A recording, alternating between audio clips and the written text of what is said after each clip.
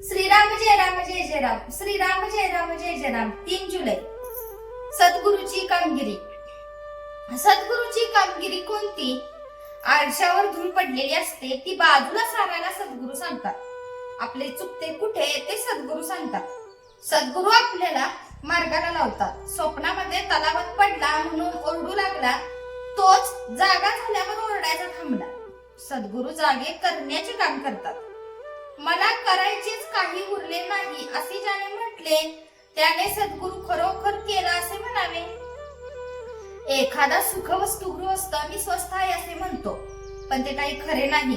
मन जोवर गिरक्या मारते तोपर्यंत तो स्वस्त आहे असे नाही म्हणता येणार.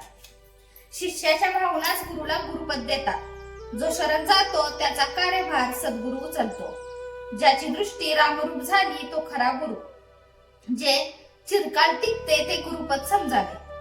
खरोखर सद्गुरू म्हणजे मूर्तिमंत नामच होय.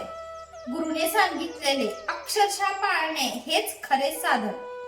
संत कोणालाही देहाने कायमचे लाभले नाहीत.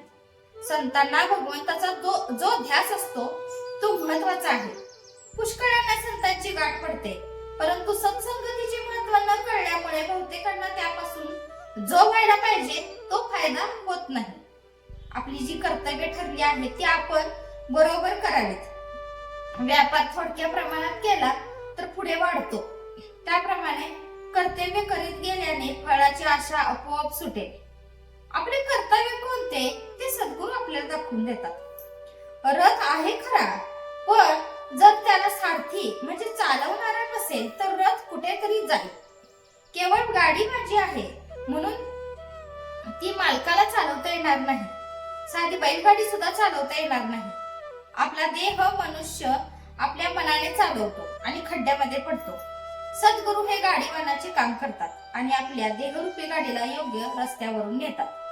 आपण नेहमी भगवंताच्या अनुसंधानात मग्न असावे आणि गाडीवानावर विश्वास ठेवून निर्धास्त असावे. मग कसलाच धोका उरणार नाही.